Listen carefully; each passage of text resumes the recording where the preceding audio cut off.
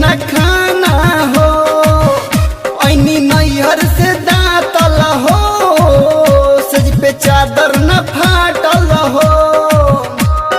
चढ़ल जमानी सुखत कहियो हाथ न लगावता, चढ़ल जमानी सुखत कहियो हाथ न लगावता। सखी हो सुना सैया परोसन से काम चलावता, अरे सखी हो सुना सैया परोसन से काम चलावता।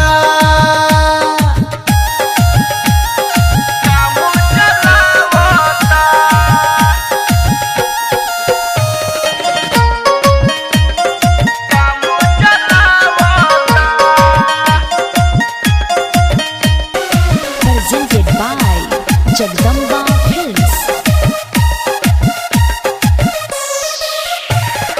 ओकरा न प्यार में प्यार मिले हमारा, रात के छिन गईले बखरा। ये सखी रात के छिन गईले बखरा, चढ़ली जमानी के चाटे न कहियो मुहमा बजाई कर नखरा। ये सखी मुहमा बजाई कर नखरा।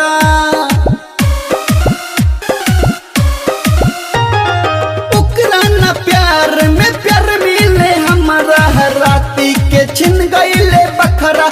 सखी राती के छिन गईले बखरा, चढ़ली जमानी के चाटे न कहियो मुहमा बजाई कर नखरा।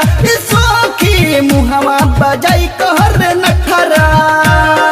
साँझे के गईल मुआना सखी सबेरे आवता, साँझे के गईल मुआना सखी सबेरे आवता।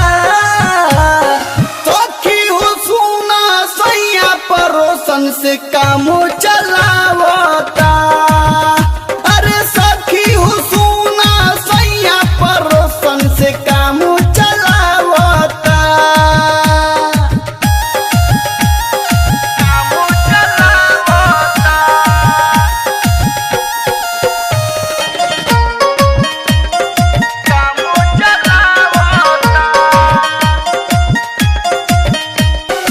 Presented by Jagdamba Films.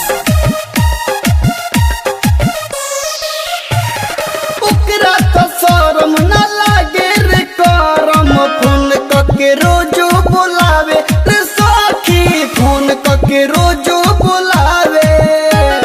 सुनिल बेदर्दी राजन अपू से चोली रबर के किनवावे रे सखी, चोली रबर के किनवावे।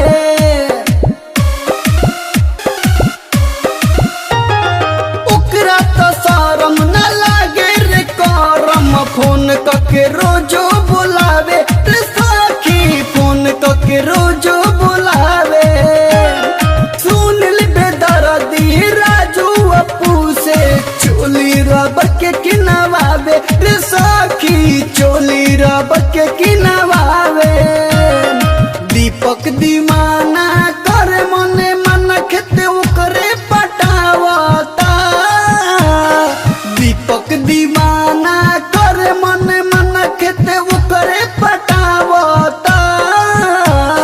सखी हो सुना सैया परोसन से काम